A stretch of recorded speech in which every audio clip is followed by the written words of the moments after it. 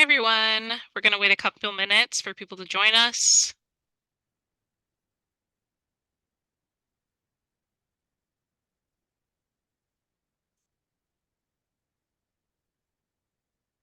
We'll probably get started around 7:02.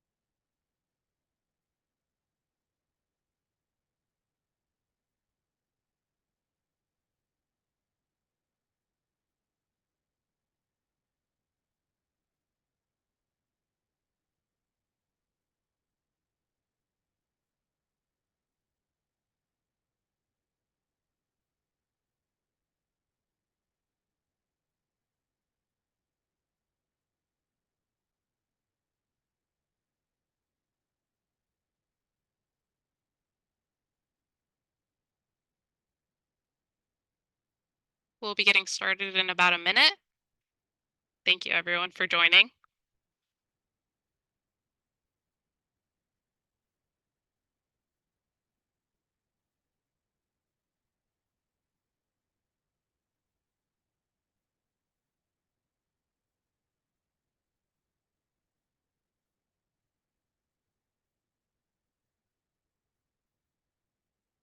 Okay, let's get started.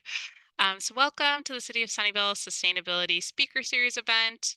Thank you for attending tonight's talk. It's titled Drought, Atmospheric Rivers and Floods, Oh My, with speakers Christine Shields and Eric Porce. Let me introduce myself first. My name is Royce Amani.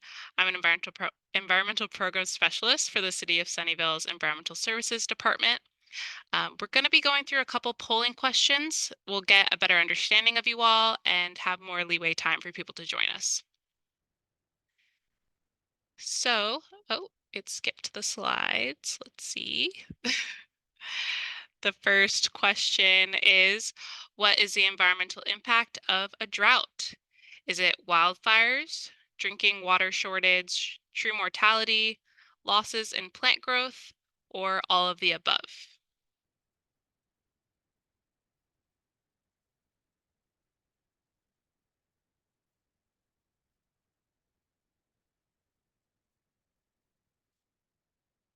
Mhm.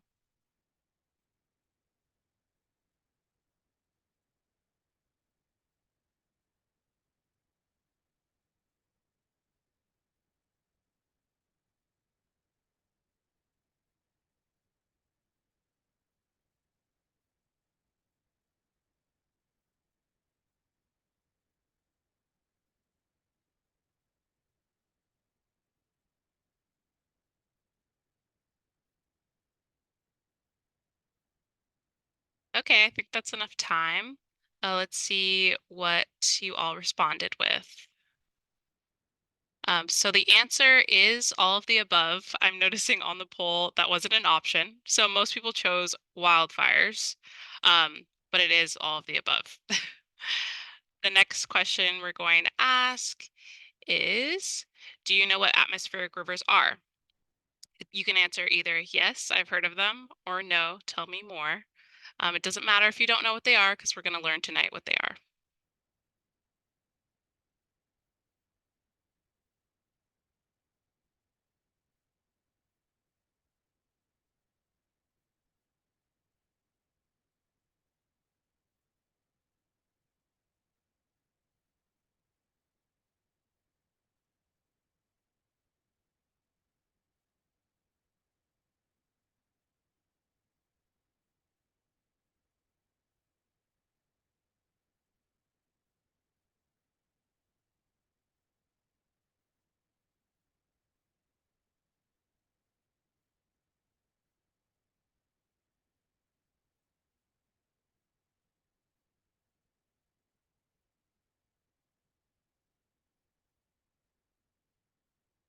Okay, let's pull up the results here.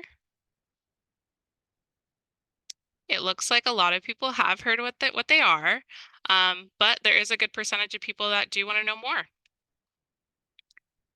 And then the next poll question is, how much water do atmospheric rivers carry? Do you think it's 1 to 2 Amazon rivers, 1 Lake Tahoe, 1 Lake Shasta, or none of the above?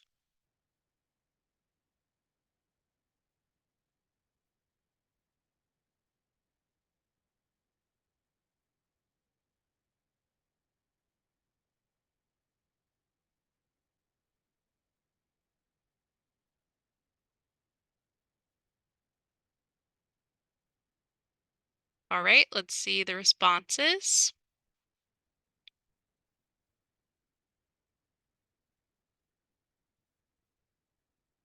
It looks like a lot of people said none of the above, but a big portion of you also said 1 to 2 Amazon rivers.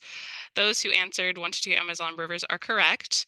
The Amazon River, if you didn't know, is located in South America, and it's one of the largest rivers by volume of water. So that really shows us how large an atmospheric river can be.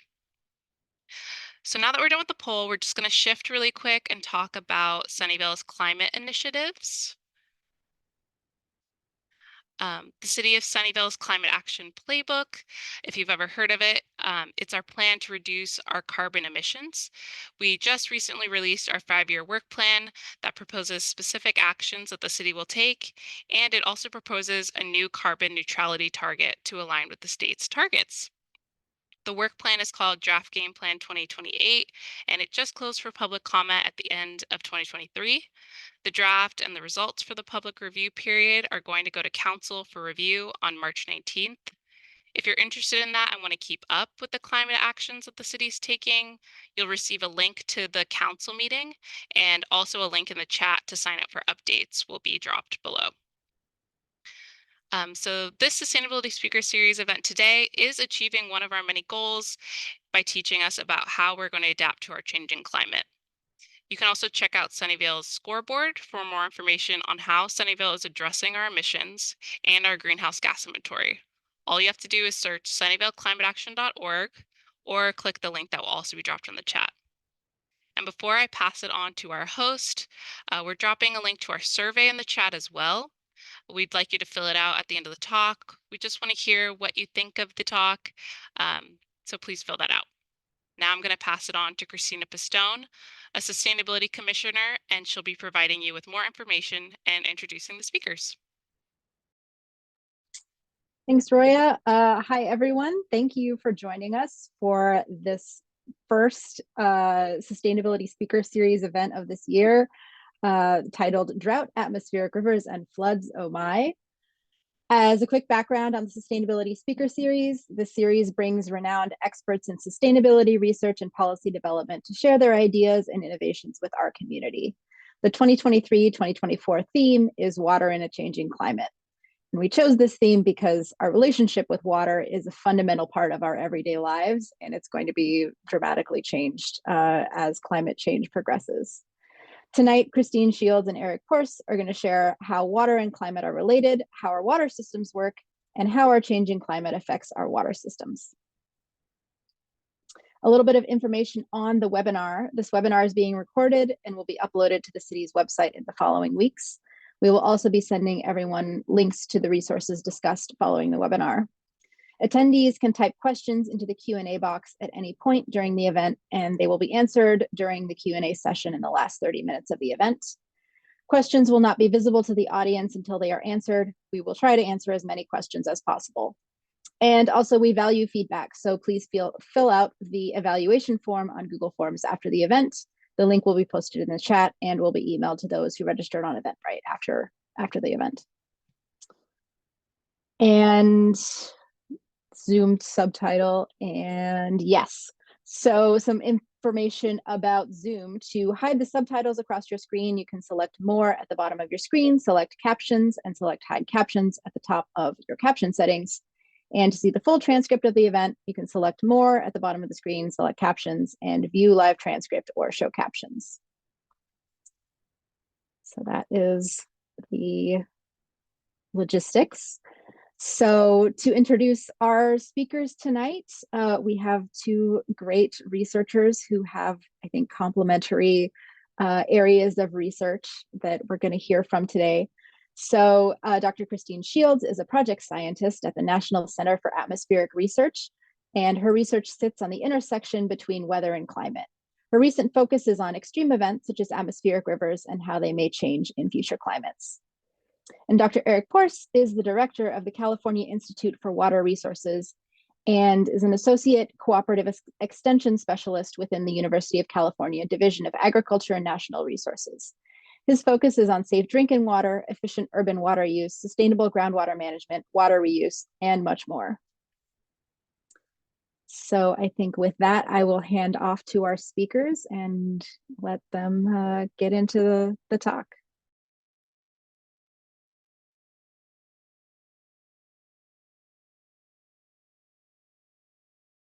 Oh, Christine, you're muted. You think after years of doing this that I would be able to figure that one out.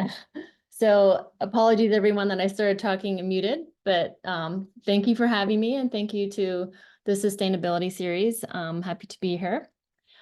So I am going to talk a little bit about what atmospheric rivers are. I saw on the poll that a lot of you did know, but some of you didn't. So I'm just going to sort of go through sort of a atmospheric rivers 101 thing. So here is our first slide, atmospheric rivers, and I want to sort of draw you to the satellite photo on the bottom left part of the screen.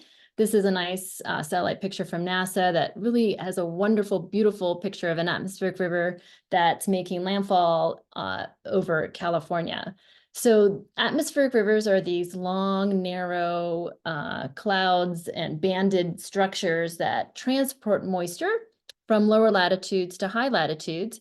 And you can sort of see, it looks a little bit like a comet in that satellite picture, but that the origin of that atmospheric river is in the tropical Pacific, and sort of around the Hawaiian Islands in this particular satellite picture. So one of the things that this type of atmospheric river that comes from that Hawaiian Island area, we have traditionally called the Pineapple Express, pineapple being associated with Hawaii. And so that's why we sort of call it the Pineapple Express. So this is the type of atmospheric river that actually, draws all that moisture up through the Pacific and lands into the west coast of the US and California and produces all that wonderful rain that we get. So atmospheric rivers are comprised of really two essential things, water and wind. And so I have two little icons up there also on the slide. One was a little cloud with some rain symbols, and that is my symbol for water. And the wind is the next one. So it's these two components, water and wind, that really make up the essence of what an atmospheric river is.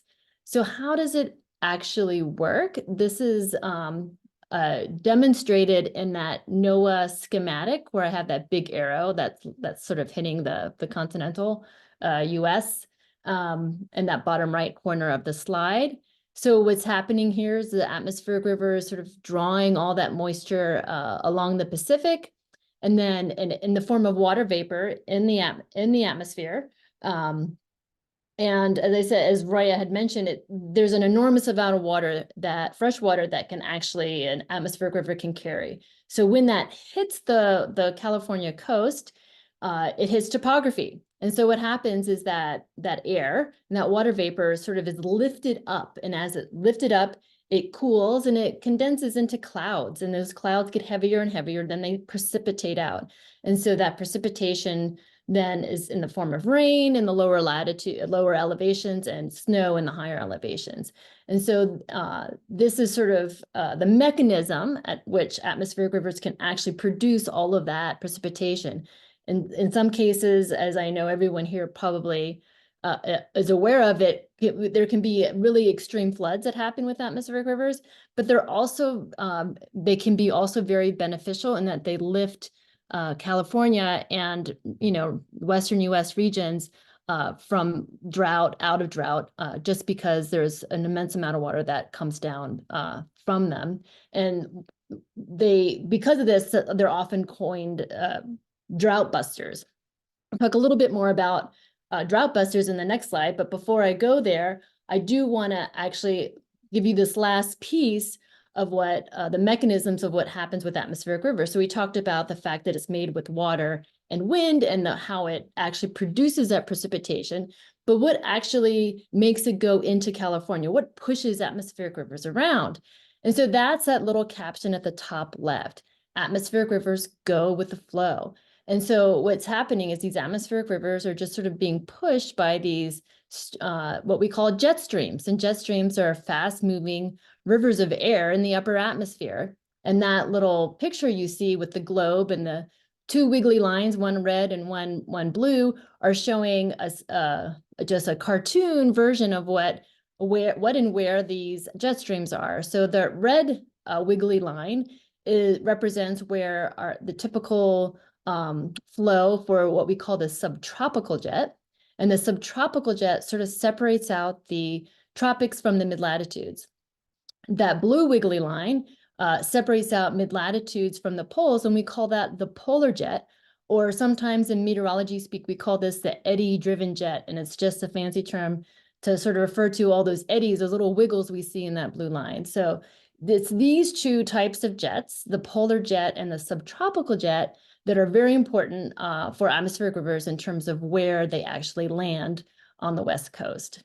So I think we are now ready for the next slide. So next slide, Laura. Yeah. And I think Roy is also popping in the chat a whole bunch of websites and links that I provided that will let you all at home sort of check out different types of resources in terms of like real-time satellite pictures and real-time wind maps, so you can just sort of explore and have fun. Okay, so this next slide is meant to try to get you to understand how atmospheric rivers are important for California climate. And so climate is essentially the average weather. They're very important for California because they're the main driver of precipitation and that comes to California, and that usually happens in the wintertime. And I think everyone probably is experiencing this firsthand, that most of the precipitation in California is sort of during the winter. We call it, the climate is sort of like a winter wet type of a climate. And this is really driven by the seasonal cycle of atmospheric rivers that are predominantly occur in the wintertime. So I'm going to step you through three little images that I have here. The one on the upper left is from the Center for Weather, Western and Water Extremes. This is a institution that's based in Scripps in San Diego, and they are really all things atmospheric rivers. They have forecasts, portals, they have observations, and they produce these really wonderful schematics, one of which I'm showing you here. That sort of that shows you, gives you lots of good information on atmospheric rivers. So if anyone is interested in the atmospheric rivers that are probably going to impact California next week, you could go to the CW3 website and check out the forecast there. But what this slide is showing you is for one particular set of atmospheric rivers that happened last winter. It was a very wet winter last winter that happened between December and January, I believe. Sort of looking at my notes here. During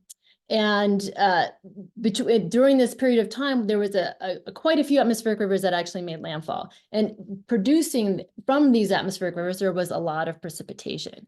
And so if from that precipitation, it actually managed to lift California, localized regions in California, out of drought, and we can look at that with data from the U.S. drought monitor data, and that's the second middle image that you see.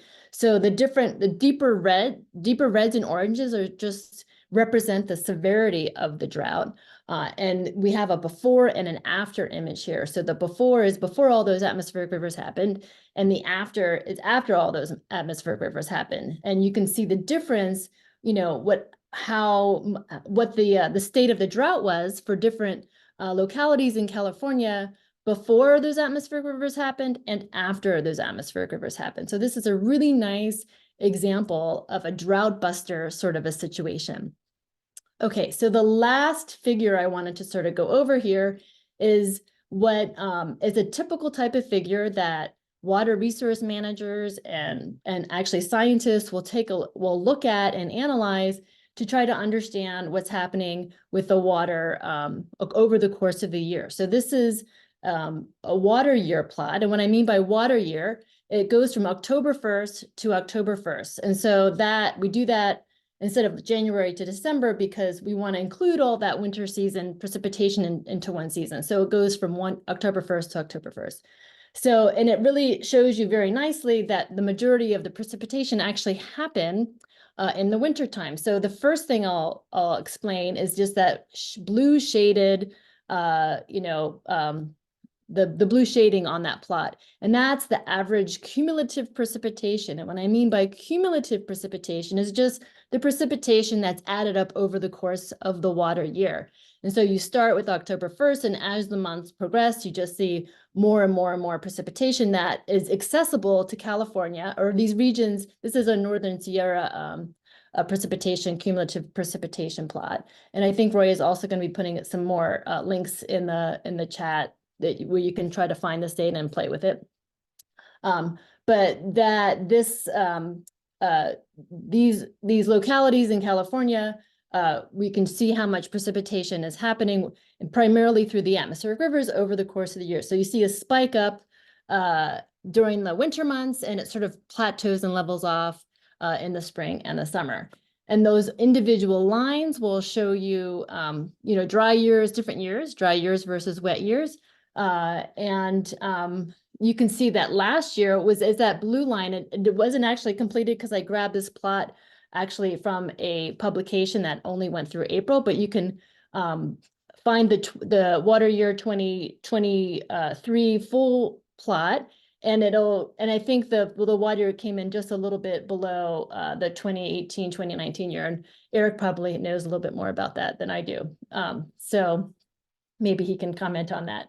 But anyway, so these are the types of plots that we care about to try to understand how much water is available via these, the weather patterns and the climate through atmospheric rivers. And I have a bunch of little icons down there to show you the different agencies that were responsible for producing these types of plots. There's a lot of pretty data intensive and important to acknowledge who actually produces the data. So I think that's all I have for this slide, and I think we're now on to Eric. Thanks, Christine. And Roy, you can actually go back one slide just for a moment. I'll make a point here. So one of the big implications of the graph on the right is the wide variance in potential rainfall precipitation outcomes in a given year.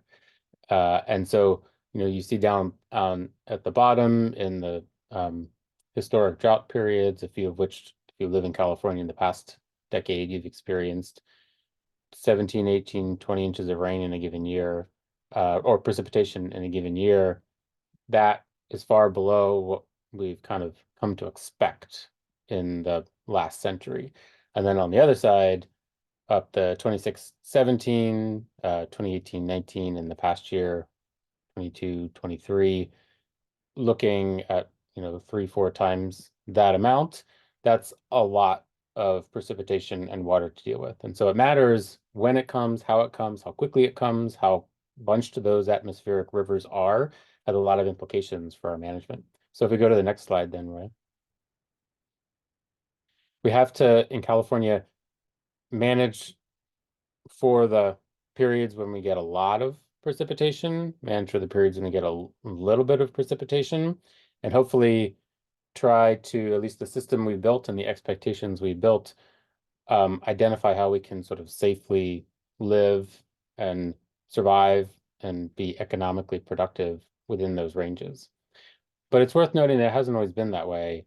California built enormous infrastructure to kind of meet these expectations, which we've come to rely on to what we kind of know to be California today. But if in the map on the right, you can see some of the large infrastructure, but before the periods of settlement, after 1800, within what might be considered sort of the natural hydrology of the state, we would have essentially a sort of a large inland lake we have a smaller entity of that called the San Francisco San Joaquin Bay Delta, the California Delta, but it would be much wider as a large kind of seasonal area of wetlands, some inundation or deep inundation, just depending upon the year of getting a lot or a little, it would expand or contract accordingly. And so in a given year, when we would have less precipitation in the late summer, or little precipitation in the late summer, we have all this runoff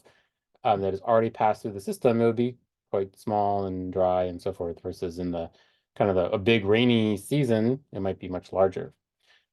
That when kind of the European settlers came in 1800s with visions of settlement and agriculture, that uncertainty essentially needed to be managed, would be the way to put it from that perspective. And so California built this enormous infrastructure to be able to address this highly variable climate in a way that would support that vision of urban settlement and agricultural production. And you can kind of see these green lines, multiple green lines here, would be those pieces of like core infrastructure. This is supported by lots of other kinds of infrastructure. And we essentially move a lot of water in time and space in California to be able to deal with this variability and uncertainty to help to meet what has become our expectations of water use. And that means water use in cities, water use in for agriculture, and increasingly water needs for aquatic environments and ecosystems as well, to support fish and to support aquatic habitat and wildlife. And so you can see in the bottom part of the state, we have multiple sources of infrastructure, and these were built to augment local sources of water. So there are local sources of water, if you believe it, in Los Angeles and San Diego, and these served to meet local needs, but eventually they started kind of being tapped. For instance, Los Angeles has a lot of groundwater, but eventually it was tapped. Originally, you could put a pipe in the ground and spur what's called an artesian well, and the pressure would send the water out the top. But over time, what happens if you start to release all that pressure, the amount of groundwater decreases, and those wells eventually ran dry. So in that region, the growing cities that had kind of visions of much larger growth began building infrastructure. First starting in 1908, well, a little bit before that, but the Los Angeles Aqueduct going up to the Owens Valley, which of course many people might know either the actual history or sort of the storied history that was captured in Hollywood films with Chinatown.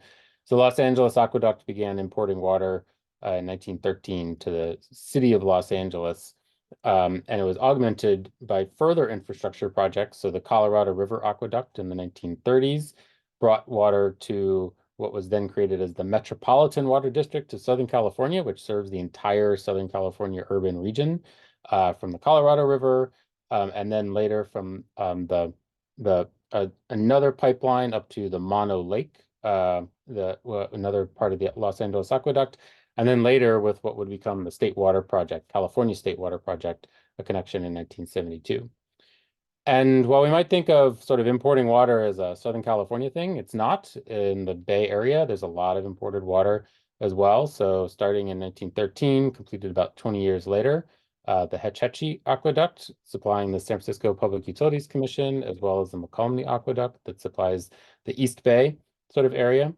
And in Southern California, the Metropolitan Water District of Southern California, MWD, and Los Angeles Department of Water and Power sort of serve these missions of not only providing water in communities, but especially MWD, providing water to all sorts of cities and towns throughout the area.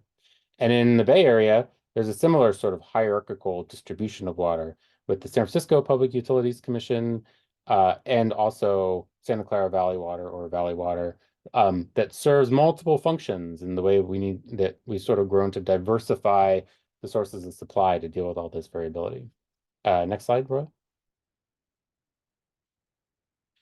And so in Sunnyvale is sort of a recipient of this kind of multiple ways of creating what you might think of as resilient water supply.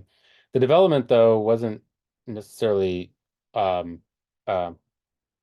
linear. Sort of it goes with time and the development of communities in the Silicon Valley.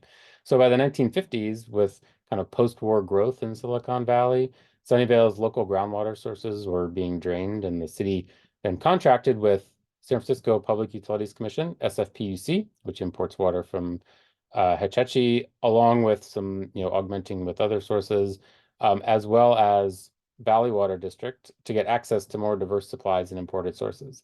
And the idea is that you have groundwater resources, but you're able to augment it with this water from either regional or more diverse, like farther distant sources.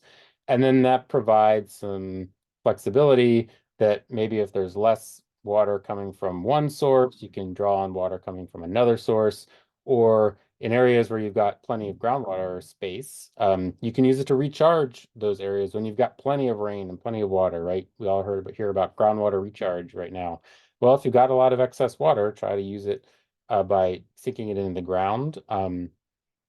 And so different agencies throughout California who kind of serve this mission of being like an agency in the middle of the whole distribution system. Valley Water is a great example, whereby they have local, regional sources where they're collecting water coming from the hills or surrounding the Bay Area. They're supporting research recharge projects. They're also connected into the state's pipeline for the State Water Project, which happened. And if we go to the next slide. You can see from a really nice graph from Valley Water's what's called the Urban Water Management Plan of the trajectory of development and how that ties with Santa Clara with groundwater sources in the area. So in the early parts of the century with agricultural growth, there was a lot of groundwater pumping, and you saw steep decreases in groundwater. And then the effects of that, when you take groundwater out of the ground, depending upon what the soil looks like, you could have compaction of that soil, so you get depression. And so then if you've got sinking groundwater levels and your buildings start dropping, that's a problem. And so that often creates a response to figure out how to stop pumping so much groundwater. So then subsequently you have an period of increase when there was imported water that was brought in to sort of reduce the pumping requirements, or to help to recharge some of those areas. And you saw a success story really of recovering groundwater levels through the late part of the 20th century and into the 21st century. So all this kind of goes into the picture of how modern water utilities think about water supply reliability. You have to think about multiple sources, kind of have to rely on this big infrastructure. You have to figure out how to pay for it. And you have to figure out also how you're kind of what they call managing demand to kind of identify opportunities for conservation or reducing water use. And on the next slide, the opposite of that, of having sort of figuring out how to manage too much water and move it in time and space, is to think about flooding. And when you have far too much water, and we've seen recent examples of that if you've looked at the news in San Diego. And so if you advance to the next slide, the flood risk in communities in California is significant. And it is that because California, when we get these atmospheric river events, depending upon how large one event is or how quickly they come in succession, can have significant flood risk. And in addition, humans all around the world, but in California, there's no exception here, build communities in places that are areas prone to climate risks. We like living near water. We like living near, kind of forests or wildlife areas, right? We like to have access to natural resources, and it's very important. There are a lot of very positive benefits and outcomes to having sort of urban areas that are designed with that. But it also poses risks depending upon the design of the community. And so a lot of flood management infrastructure was built in the 20th, was built throughout the 20th century based on our knowledge of storms in the 20th century. But as we were sort of alluding to in the first part, and Christine will talk more about, moving forward in the 21st century, the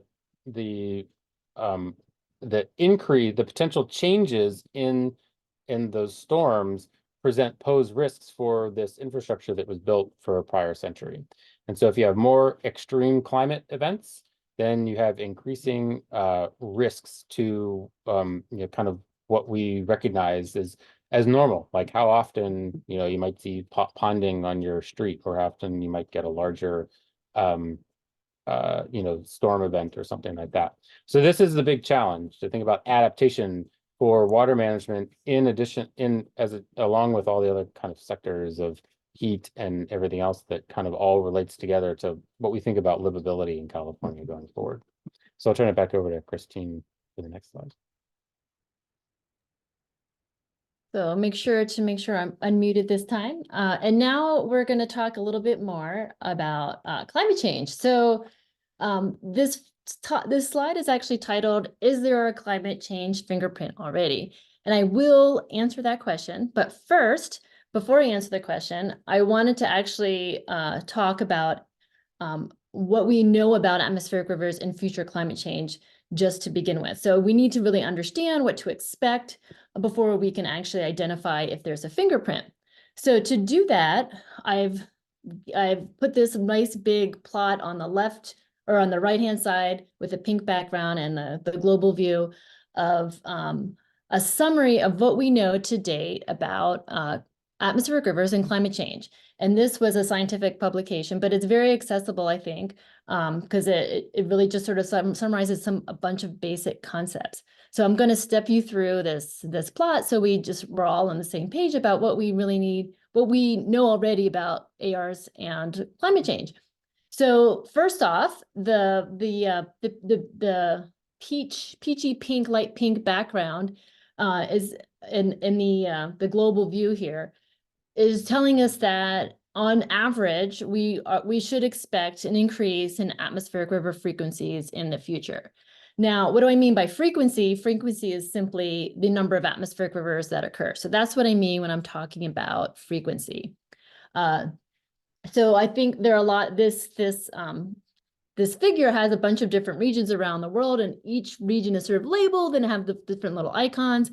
But I'm really just going to talk about North America because we're a California-centric talk right now. So let's just talk about the North America bits. And I want to explain what each of these icons mean. So if you draw your eye to the bottom part of that figure, there's a little key that shows you what all these different icons are. So the one most closest to the left is the frequency, and that is just a little graph. That's a little graph icon. The next one next to that is like a little GPS locator. That's the location. So that's where atmospheric rivers are going to move. So this is sort of like the wind piece of the atmospheric rivers. The next icon is precipitation, and the one next to that is extreme precipitation with the same sort of symbol but with a little exclamation point. And then the icon next to that is snow and ice melt. Well, we do still care about snow and ice melt because in the Sierra Nevadas and in our mountain ranges, the snowpack and the atmospheric rivers that basically beef up the snowpack are a very important part of our water resources. And then that last little icon is flooding. All right, so now we go back to the little icons over North America, and we can see that most of them are red. The red sort of means increases, and if it's blue, it means decreases. And if for those of you looking at different parts of that figure, the grays are just mean that at this point in the scientific research community, there really isn't enough information to say one way or the other. So what this is generally telling us is for the West Coast of North America is that generally we're going to see an increase of atmospheric rivers. They're going to become more extreme and wetter, and there's going to be more impacts to the snow and ice melt. And so, but what is uncertain is that little geolocator. So there's it's sort of half red and half blue with a question mark. And so this sort of means there's a lot of disagreement in the community about what's actually going to happen in terms of location. So there's, again, if we go back to what atmospheric rivers are, there's the water and then there's the wind. So for the water piece, we robustly know that atmospheric rivers are going to be wetter, they're going to be more extreme, they're going to produce stronger rainfall rates, all things that Eric talked about that are important in terms of managing those water resources in our reservoirs and such. But what really is uncertain is the wind piece. Where is it going to go? So that is these jet streams. And so like we have our polar jet and our subtropical jet. So there's two different jet streams that impact the atmospheric rivers that impact California. And so some researchers are coming up with the idea that the subtropical jet, this one that separates the tropics and the mid-latitudes, is just going to be stronger. And other studies disagree with that. And same with the polar jet. And so this piece is really sort of uncertain. So what I can tell you, say, if you're thinking about Sunnyvale in the future, what's going to happen in terms of atmospheric rivers? Well, I can tell you they're going to be wetter and they're going to be more extreme, but I can't tell you if you're going to get more of them at Sunnyvale, because I'm not sure if they're going to be to the north or to the south. And so that's the big piece of the research that is still really being debated and ongoing. Okay, so how do we actually measure? How are we measuring, what's going to be stronger, what's going to be weaker? We use this quantity called integrated vapor transport. And so I want you to look at that bottom left boxy graph that I have there. An integrated vapor transport is just a quantity we use that incorporates both the water and the wind. So the vapor piece is the water and the transport piece is the wind. And integrated simply means that we're basically combining the water and the wind, and then we're adding them all up in one specific location. So we're integrating all of those quantities together, and we're using that holistic quantity to try to measure how strong and how intense an atmospheric river is.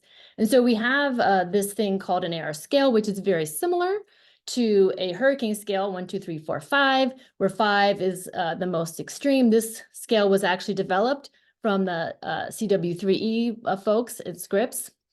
And it's being applied quite regularly now in many of the AR forecasting and forecasts and also future projections. So two pieces to this. If you look at sort of the vertical axis there, that is like the integrated vapor transport, like how intense is it? And then the other piece you need to consider is how long that atmospheric river lasts. So if you have a long-lived atmospheric river, say it lasts for a few days, and it's very intense, you have the most extreme atmospheric river category. And so that would be a Cat 5. And if it's strong, but it lasts for a short period of time, it's not quite as intense. So we use this metric, this AR scale, to try to measure the intensity and the impacts of atmospheric rivers. Okay, so I haven't answered, is there a climate change fingerprint already? That was a big lead up. So I'm actually going to answer it on the next slide. So Roy, if you could move to the next slide. And this slide is actually entitled, How Are We Preparing? Well, how we were preparing is actually sort of folded into the same question about, is there a fingerprint already? So I am going to address these two things together. I'm going to talk about arc storms in a second, but the first thing I want to talk about is really this fingerprinting piece, because I promised to answer that question in the previous slide. So we're going to look at a study, which is an example of what we call a climate attribution study, or a detection and attribution study, where we're trying to detect or attribute a climate signal to a particular event. And so we're going to take the Oroville Dam crisis, because this was an atmospheric river event that happened in February of 2017. That was pretty dramatic, and that photo you see is of the Oroville Dam collapsing during one of these events. So these researchers took this one atmospheric river event, and they ran some simulations, and they ran several simulations. And one of the simulations they just tried to run it as it was, as it occurred. And that is what we're calling our present day simulation. Then they also did a simulation at what we call in the past. And so what they did was they took out all these greenhouse gases that are present in our atmosphere now. And so what was the greenhouse gases that were in the simulation were actually before industrialization. We call this actually pre-industrial types of simulations. So before global warming actually started to kick in. And if we compare the past to the future, and we see that the past was a lot weaker, that storm was a lot weaker than what it was at the present time, we can then say there is a climate fingerprint here. And so this is what these sort of complicated graphs are showing that I have here, but I'll try to step you through it because I think you don't really need to know the quantities. You just take a look at the colors, throughout the different simulations that were performed here. So on the bottom, the bottom axis is just simply the timeline from February 6th to February 11th. This is sort of the period that these researchers sort of studied. That blue is that past period. So how the storm the same type of storm that collapsed the Oroville Dam, if they had done it, if it happened without all those greenhouse gases, how less intense would it be? That's the blue colors. And then the present is the black. We're looking at sort of the left part of the signal, this graph now. And then the light pink is the near future, and then the dark pink is the far future. And so you can see that there actually is this progression as we go from the past to moving to the future, it just gets more and more intense. And so this is a climate attribution type of study. You can see this as well. And that's what we were looking at in terms of those wiggly lines and the different colors. That's the integrated vapor transport, this quantity that we use to measure the intensity of atmospheric rivers. So if you want to just look at the precipitation from these atmospheric rivers, they did the same thing. And that's the set of box charts to the right of that, the IVT figure. And you can see in the different colors, the blue is the past, the white is the present, and then the same color scheme for the other two, near future and far future. And for the biggest impact of the atmospheric river in that mid part of the timeline, you really do see that attribution signal. So this is a really nice example of how we can take a storm and we can try to do some sort of climate attribution and fingerprinting with climate change. All right, so now I'm going to get to the arc storm piece. Another type of storm that we use, or analysis we use to help prepare, is what worst case scenarios. And so this is the arc storm. This arc is sort of a play on Noah's Ark, with like a lot of water. And we look at two different types of worst case scenarios. The first worst case scenario is, the figures on the left hand side of the slide, A and C, those are historical arc storms. And so these are storms that the worst case scenario that has already happened in the past, and we can actually reproduce those. The ones on the right, the B and the D, are arc storms or worst case scenarios in a future climate scenario. And so this is how much worse it's going to be potentially in the future. And so the top plots are, sorry, that's my cat that just ran across the screen.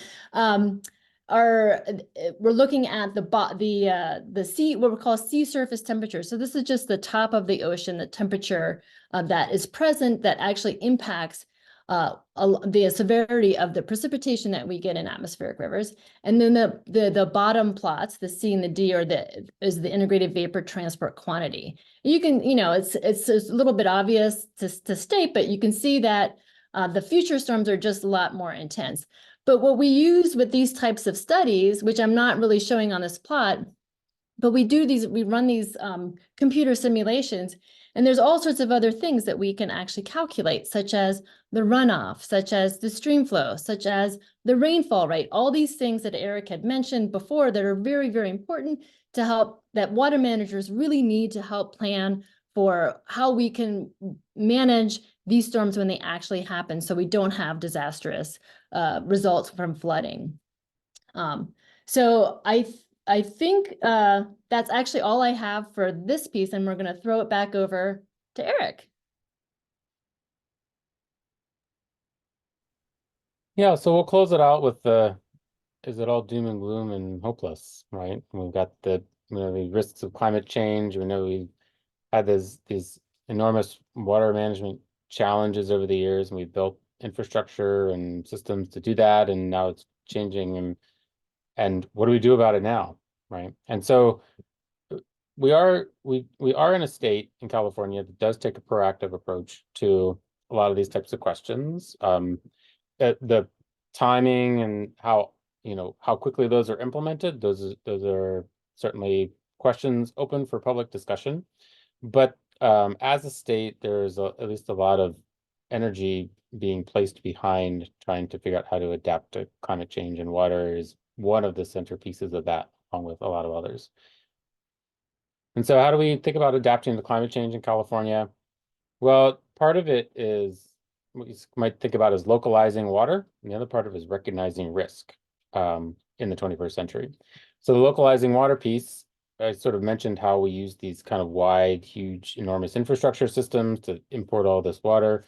Well, we're turning a lot to local solutions now to think about, where our future water comes from. So that includes promoting recycled water. So on the right-hand side, you can see in the city of Sunnyvale, the existing and planned recycled water system. And in the Bay Area, kind of within the Valley Water Service Territory, there's multiple kind of integrated recycled water production facilities and systems that are kind of existing and then planned for the future. So through a multi-phase build out, more recycled water would be accessible in Sunnyvale to different communities or different parts of the city.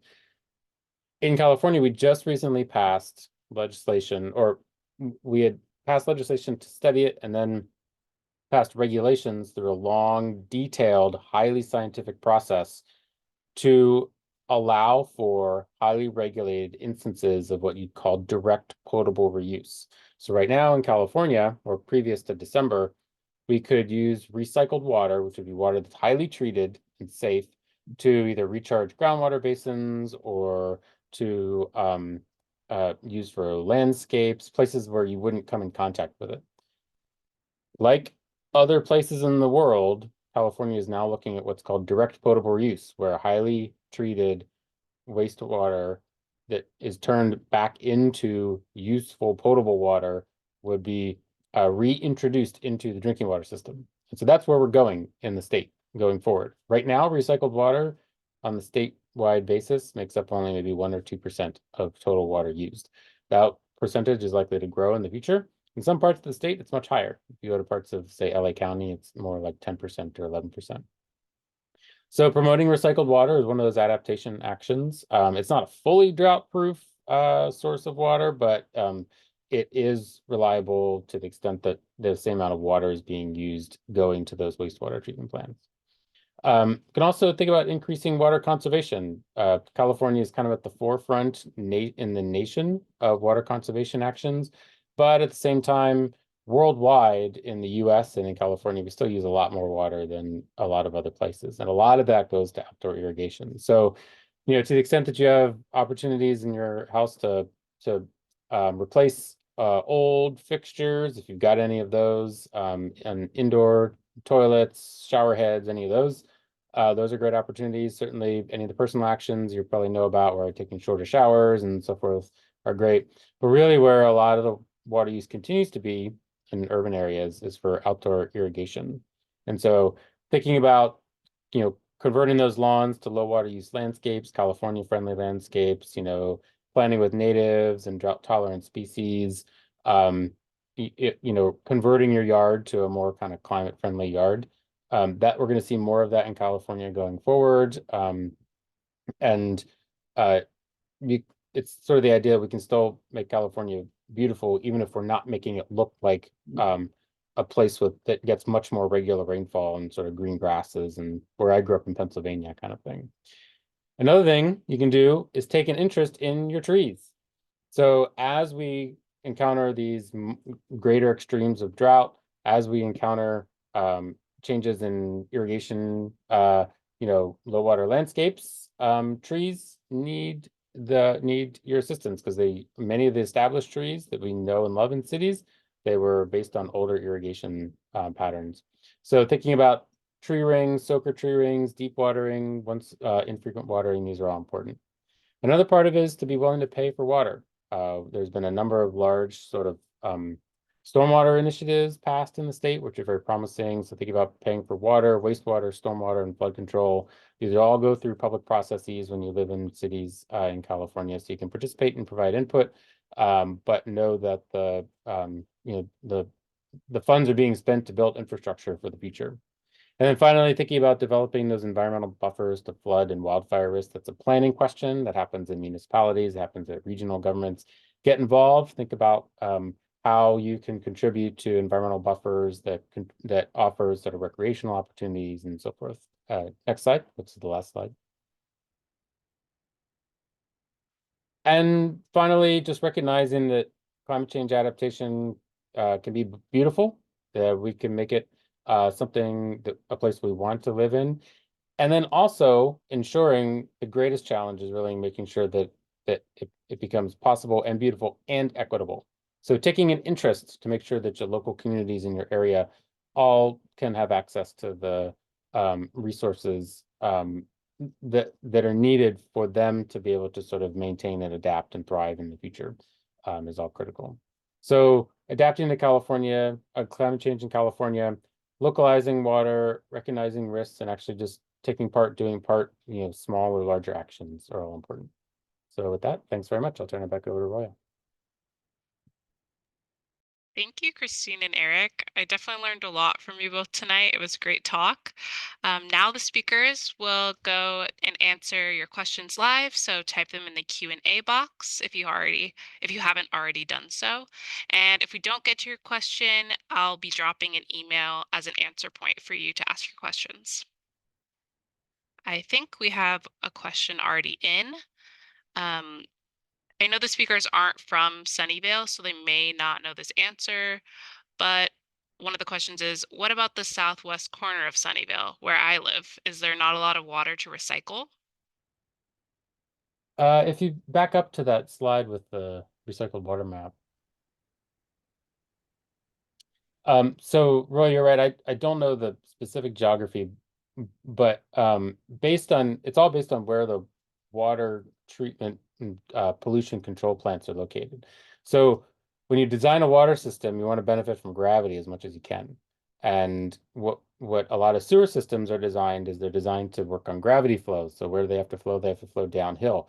And if you're in and around the San Francisco Bay Area, you're going to be surrounding the larger kind of bay, and a lot of times, the land will slope down towards that.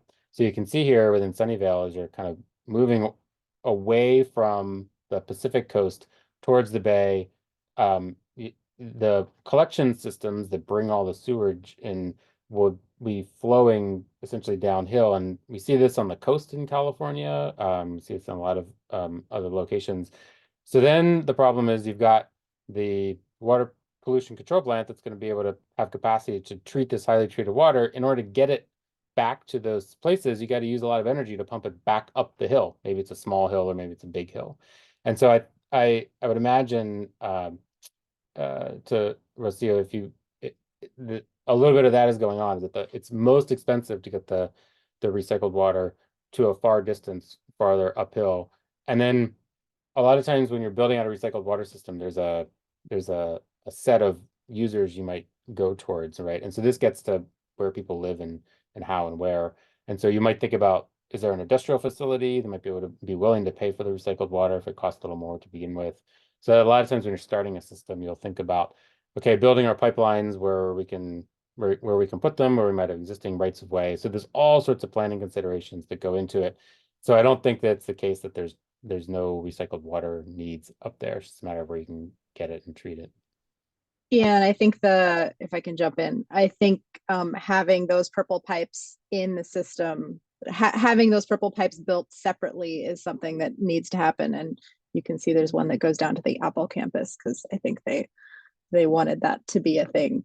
So can I jump in on that? We're talking about direct potable reuse. I was wondering, Eric, if you can say if that sort of gets over that sort of hurdle to using more recycled water that we're sort of seeing here, because you need the special path, you need the special pipes and the special infrastructure.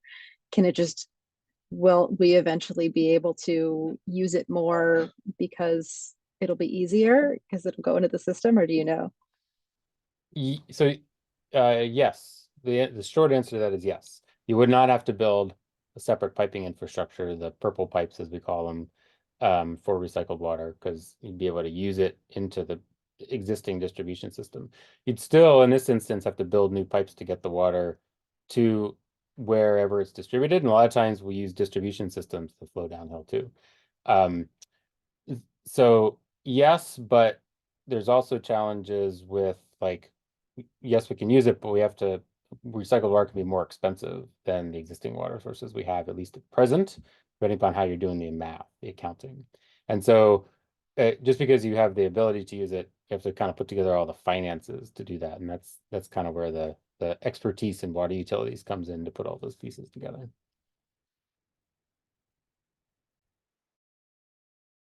We have a couple more questions. Is land subsidence still going on, or has it pretty much stopped? That's the question.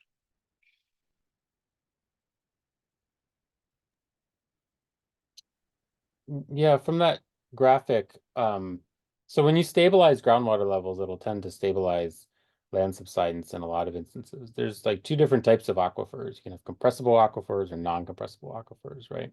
So if you essentially kind of reduce the amount you're pumping, you're stopping, removing pressure, and so you can often sort of slow or stop the level of dam subsidence.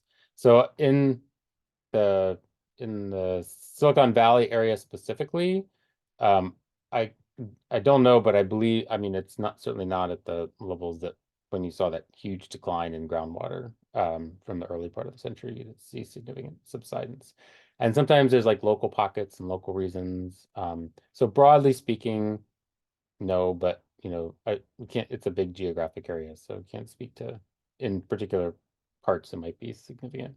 In the Central Valley of California, it's very significant still from groundwater depletion.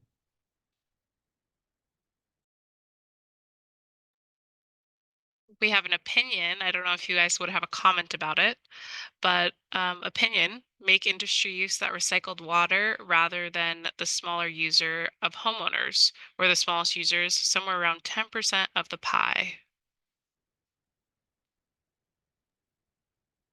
Do you have any comments on that? So the breakdown of residential, commercial, industrial, institutional, and landscapes, that's sometimes how we think about who uses water in cities. And it differs depending on different places. So there are actually cities in California that have like 10 residents, like city of industry. And so a lot of the water there would be going to industry for sure. And then in other places, there's almost no industry in a city. And so that's largely residential.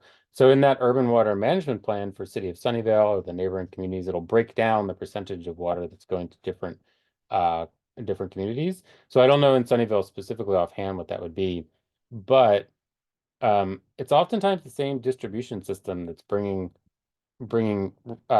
water, like sort of current treated water to all the different locations. Some industrial facilities have on-site treatment systems or specific needs because they have maybe they're a highly like detailed manufacturing facility. They need really highly treated water, like deionized or something, right? So sometimes industries are willing to pay more for recycled water use, and that's a good place to start, like in places in Southern California where there's more recycled water being used. Like the Department of Water and Power in Los Angeles will go to commercial and industrial facilities along zones and try to see if they're interested in the recycled water to build out their system. So it definitely happens that that's the case. But with DPR, the idea is that it's treated to such a high level that it's indistinguishable or even better quality than what's coming into the system as it is. And so at that point, it doesn't make a difference. With the amount of recreation that goes on the Colorado River, I feel like direct potable reuse has got to be a step up for in terms of cleanliness quality. If I could just jump in, I'm jumping in all over the place, but I love this slide that is up right now about things that people can do to support water conservation and everything. We all live in Sunnyvale, but we're not necessarily getting the food that we get is grown with water. So I was wondering if you could, Eric, talk a little bit more about, like, are there anything we can do to all the other systems that we benefit from, all the other uses of water that are going on in California? Can we sort of, are there anything that we can do to advocate for making better conservation systems overall? Or is that too broad a question? So right now, that's a pretty significant public debate going on about future expectations of water use in cities. And that's a public process that's been going on for 10 years in just for a particular set of legislation. And the overall arc of water conservation in cities, it goes back to essentially the 1966 to 76 to 77 drought. So we're now in 40 years of this, thinking about water conservation actions in cities in California. So to the extent that you can become a local champion for those sorts of actions, learn about it. There's lots of resources available by water utilities. They have lots of great learning kits for low water landscapes and so forth.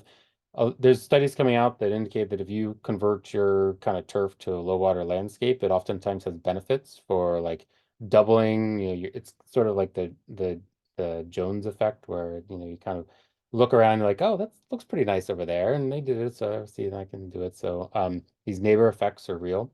But at the same time, because so much water is used for agriculture, Christine, as you were talking about, simply reducing food waste can be huge. Or, meat tends to be quite intensive for water use. And so your diet, like how you eat and what you consider is very important as well from a personal standpoint. And we have a 9-year-old in my house, and it's really hard not to waste food. I'll tell you that, but we try our best. And kind of learning those skills from an early age makes it even better. We have a lot of questions rolling in, so I'm just going to keep it going. Based on the atmospheric chart, I believe this would be directed towards Christine.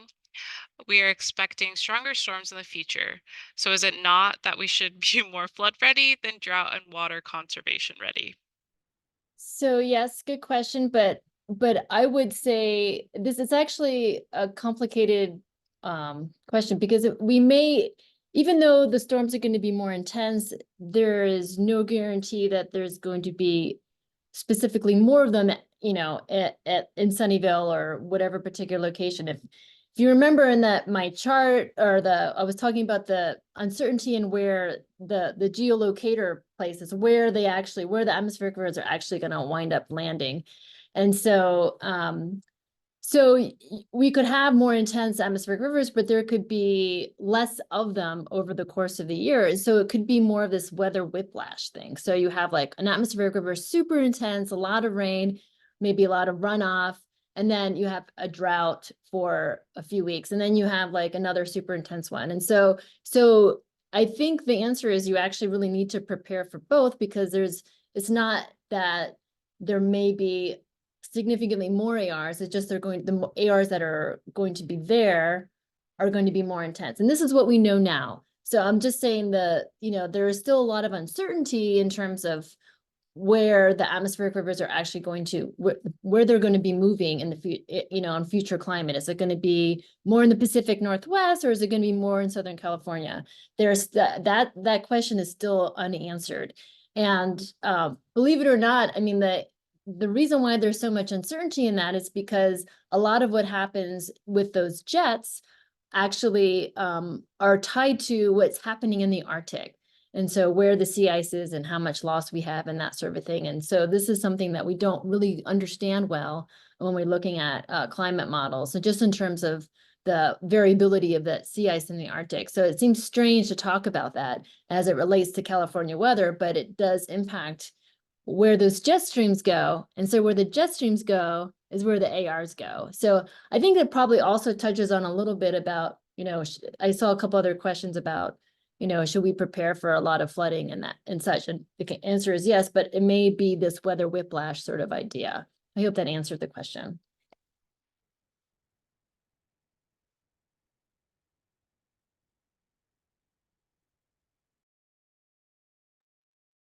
We also have additional questions. I'm still scrolling through them.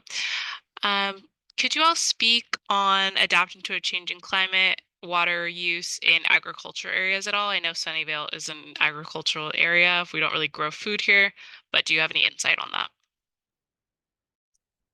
In the not too distant past, there was a lot more food grown in the Silicon Valley area, right? So there's a lot of activity, energy, efforts being put into thinking about climate change adaptation for agriculture.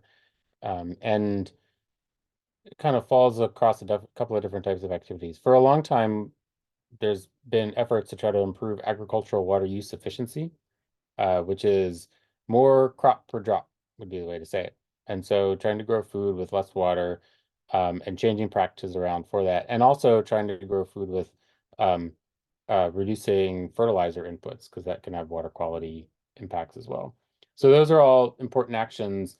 Um, but when when kind of this large scale sort of industrial agriculture model grew in California, in the 19th century, there was a lot of effort too put into what to be grown and where. And a lot of the science thought about what types of crops get located in what fields based on the soil composition, the climate and microclimate conditions and so forth.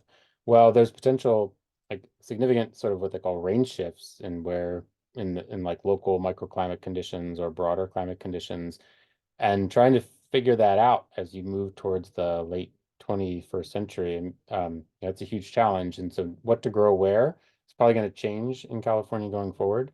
Um, so there's lots of scientific questions. There's sort of a whole body of work, climate smart agriculture and agricultural innovations about how you can utilize better technology, which is sort of a 21st century iteration of what was done in the 20th century, where we relied a lot on agricultural production technology in California to kind of become this agricultural powerhouse.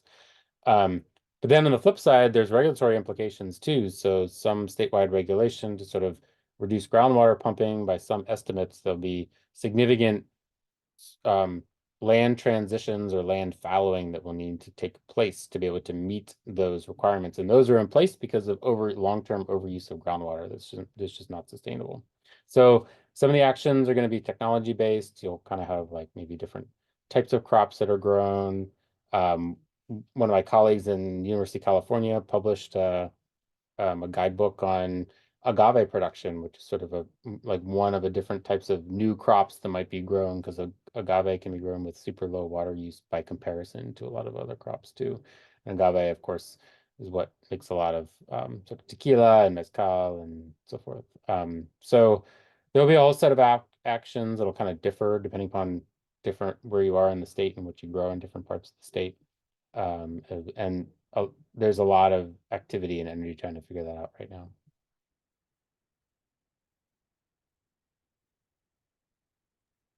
I love how a lot of these questions are showing that everything is related to everything. Climate is related to everything, and everything's related to everything.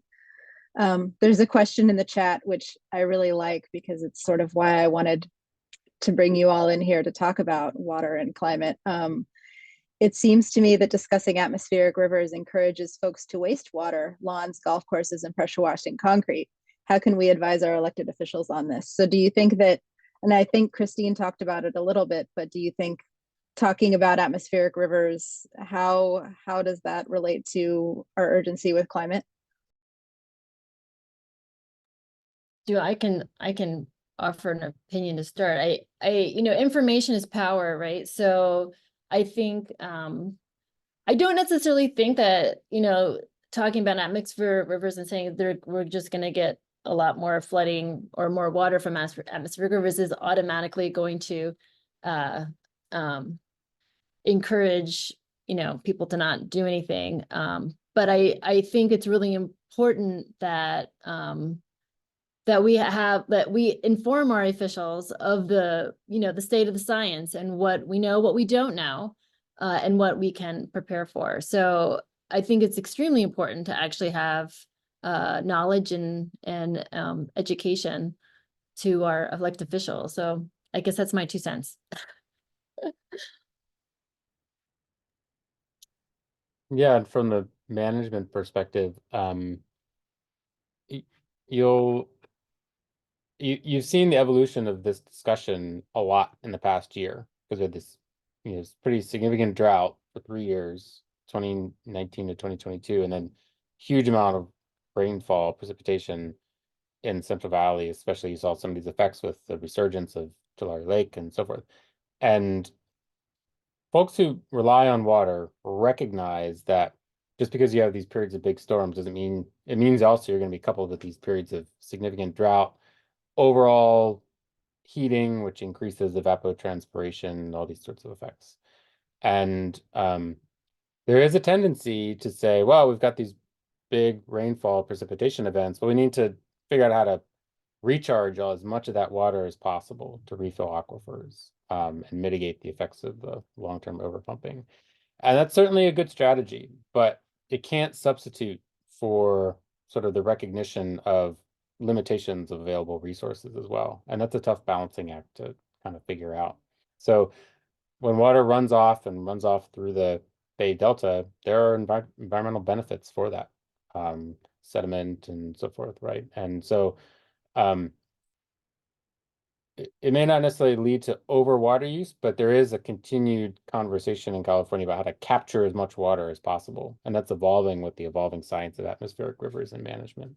And the risk is that we don't sort of recognize the limitations that are associated with natural resources in um, in trying to just divert as much water as possible all the time, right? While recognizing there still needs to be environmental water available. And that's the constant trade-off that's been going on for, essentially 120 years in the modern era of California. And I think understanding that both increased atmospheric rivers and these dramatic precipitation events and also drought are both consistent with climate change is something that hopefully will help us get to a place where we should be using less water, because this is all something that we're going to have to deal with. So there's some other questions. There's one that asks, does recycling water consume a lot of energy? Does it have a large carbon footprint? And then there are some related questions just asking about, I think, Eric, you mentioned that there was a multi-year study to figure out how safe it was to do the direct potable reuse. But can you speak in really quick terms on how, I presume that we've figured out how to do it and get all the hormones and whatnot out of the water and make it safe to drink, and also the carbon impacts?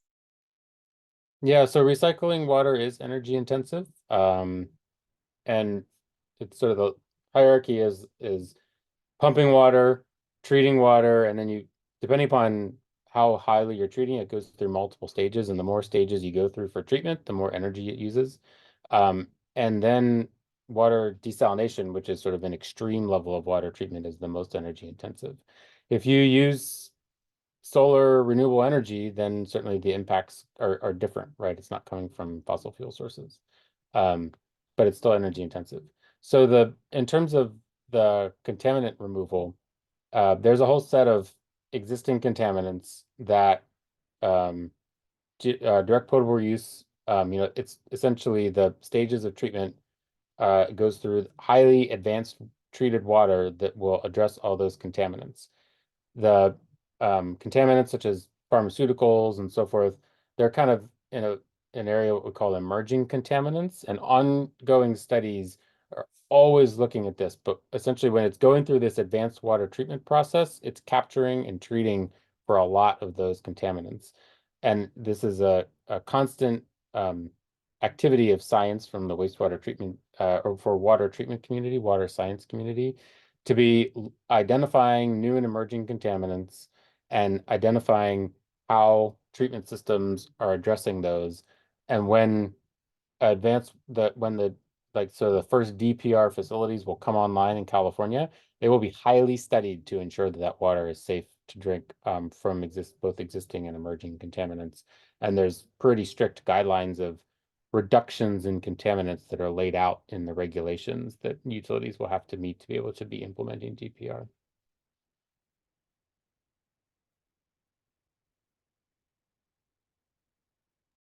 And Another question we have is speaking on rainwater capture, do you know what developments are being made in terms of that? Well, if thinking about rainwater capture in urban areas, cities are doing a lot in stormwater capture to be able to what we call stormwater capture and use, which would be stormwater that runs off, taking it, treating it, and maybe recharging it or diverting it or pulling it into rain gardens. So all the kind of the green infrastructure that we see, swales and rain gardens and so forth.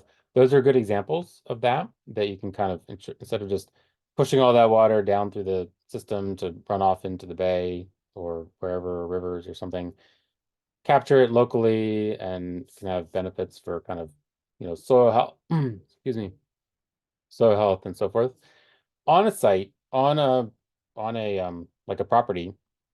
Rainwater harvesting is certainly it's allowable with code. You can take downspout conversions and rain barrels and so forth. We have several on our property um in Sacramento, and they'll fill up in a couple of months after a couple of storms. So you can certainly implement that and implement rainwater harvesting, sort of a rain garden in your front yard. And if you plant right, then you can really minimize the irrigation requirements because you kind of infiltrate slowly, and that'll get you far through the dry season with the right plants in there. So don't go planting East Coast natives in those rain gardens. Plant California natives, drought tolerant plants. A lot of California natives can tolerate like periods of inundation as well. So you just kind of right plant, right place kind of thing for that. But yeah, certainly on-site water use mulch. Don't, no, don't think about artificial turf. Use natural materials that are replenishable, mulch and so forth, and you can kind of build that natural landscape in. And rocks can be nice, but too many rocks and you're gonna just kind of reflect heat. Like if you have a rock area in the Central Valley, you essentially are creating a nice little heat lamp for you. So kind of use that intermittently, intersperse lots of different types of vegetation, and you'll have a nice rain garden. Another attendee had a similar rain harvesting question or water conservation question. They're wondering about for a rainwater harvesting system, do you have any insight on underground water storage? It would be underground water tanks to store water, and then on the ground, the tanks would occupy space. So we're wondering if the underground water tanks in a backyard would be a scalable option. It's scalable if a homeowner would be willing to pay for it. And so there's definitely the instances of these being implemented in Southern California for sure. So within like a park area, have underground storage facilities, or in a even on a commercial site, have underground rainwater harvesting tanks. Some areas, the San Francisco Public Utilities Commission, they recently uh, updated a lot of plans to promote a lot more kind of on-site reuse in commercial and industrial buildings in the city. And so you'll see pretty innovative rainwater harvesting systems in and around San Francisco city buildings. And you can have big tanks that are kind of somewhere in the subsurface or whatever. On site, you can certainly do it. The challenge then is you got to spend electricity and money to pump the water back out if it's under the surface. But there's some nice examples of that kind of like rainwater harvesting tank that's in the basement. You can also do gray water, which would be where you're disconnecting some, line that's going to the sewer system and instead using that. And you typically would disconnect like your shower or your laundry and then use the right like materials, and then you can kind of funnel it out to your yard. The problem with that is then you're reducing flow to the wastewater treatment plant, which might be doing that recycled water. And so then they're seeing less inflow. So then it's harder for them to run their system and so forth. So gray water is good, but if everybody does it, it might become a bigger problem for wastewater utilities and sewer systems. But it's certainly, if it makes sense on your property, it's allowable by code.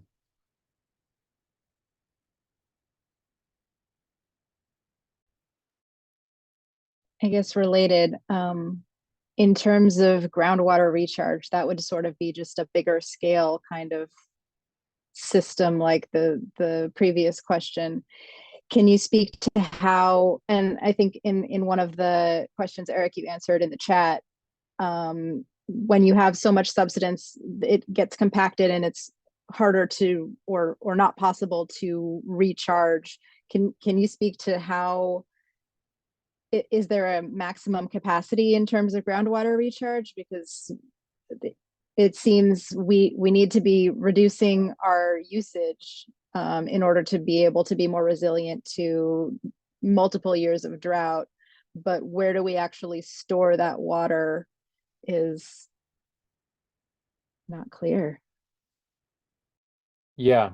It depends on where you are. Geography is important because some places have groundwater basins that they can draw on and some don't. So for those places that do have groundwater basins, the best strategy is to do, I think I mentioned it, called conjunctive use, where it's basically using surface water when it's available. It's not impacting ecosystems and upstream systems. And then when that's not available, then you rely on the groundwater. If there's excess surface water, you try to recharge that groundwater. It's typically not done, but you can inject water into groundwater basins.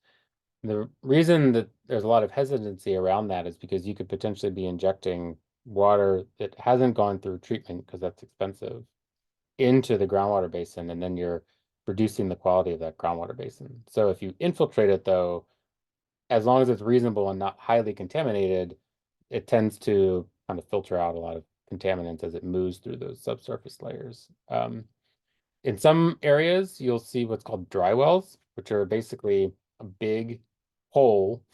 Has nothing to do, you're not pumping water out, you're putting water in. And they do this a lot in Arizona. They have these big dry wells, and water goes through some pre-treatment. So it might even run off, some area of low risk of contaminants, goes through some pre-treatment and then goes into these dry wells, and then that serves as like a supercharger for groundwater recharge, which is great. And it's also a great um, stormwater management methodology, but it has to be managed very closely because anytime you're introducing water into groundwater, you have to think about groundwater contamination. So it's less so with sort of rainwater harvesting. Like, you don't want to drink your rainwater because it's coming off a roof, right? That's not necessarily clean. But the more water moves through cities, the more potential contaminants and nasty stuff that it picks up, oil and grease and everything else. So when you're trying to use all that water later, it runs into a challenge. When you think about larger scale recharge outside the city, a lot of times you can just sort of recharge water on a field, and depending on what the legacy land use there, a lot of times it'll end up with long-term water quality benefits, depending upon how the land was used previously.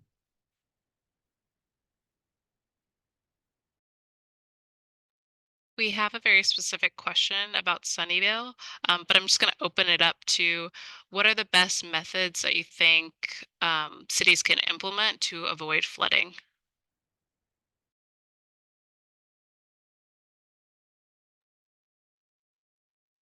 I can take that, and maybe Christine has some thoughts too. So we have, like in cities, they're required to build to code to what's called design storms. And so this is based on historic hydrology for building to, typically in California, you have to be able to capture and manage and flow water up to a storm that within the 85th percentile of all storms that we know of that might occur.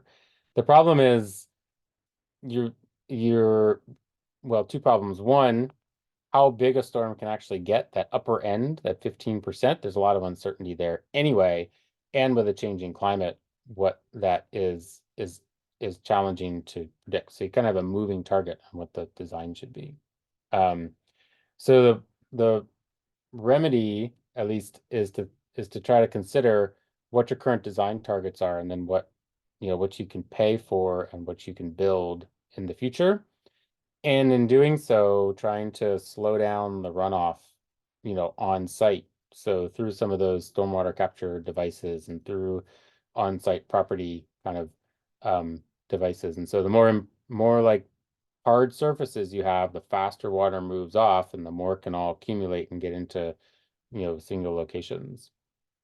So if you kind of use principles of of natural design and green infrastructure, you try to have a multifaceted strategy to sort of slow the water as it gets down to prevent the flooding at the pinch points. But cities oftentimes know like where the pinch points are in their systems, right? So they'll try to find funding or raise capital to be able to fix flooding infrastructure in that particular area. So we'll continue to do that a lot in California too. And I don't know, Christine, if you have any thoughts about trying to figure out the design storm piece about what we should expect. Yeah, so that is a little bit what I was talking about with the arc storm. That's so one of the things that the goals of that project is to try to figure out what's the worst case scenario. And, in those simulations that we have, we actually have, calculated and quantified things like rainfall rate and stream flow, and then the runoff over land and things like that. So, I mean, and then you can use models, computer models that dig deeper or more of a higher fidelity. You can take and run like hydrology models with the information from these worst case scenario storms and get the hydrology data that you need that would help you prepare. So it really is, trying to, for the larger scale is trying to, dream up the worst case scenario, or even it doesn't have to be worst case scenario. You can actually do gradations, right? Could be, like a present day storm and then 50% stronger than today and 75% stronger today. You could have a range of different, we could do it by air category, 1, 2, 3, 4, 5, but the idea is to compute the data and create the data that you need, that maybe from the hydrology models that might eventually go to people like you that could actually do the city planning. So a lot of ways, again, that climate and water and everything interacts with one another. We are at our time, so I want to once again thank our speakers so much for this wonderful presentation and this discussion. Thank you to everyone for attending. I want to remind everybody to fill out the evaluation. The link is in the chat and will also be emailed to attendees, as well as the recording in the days following this event. And I'd like to invite everybody to join us for our next talk, which is Microplastics, Macro Problems. And that's going to be on Wednesday, February 7th from 6 to 7:30 p.m. Pacific time via Zoom. And you can register by scanning the QR code on the screen or going to that bit.ly link. And the link will also be emailed to you following this webinar. So once again, thank you to everyone for joining. This was a really great event, and have a good night.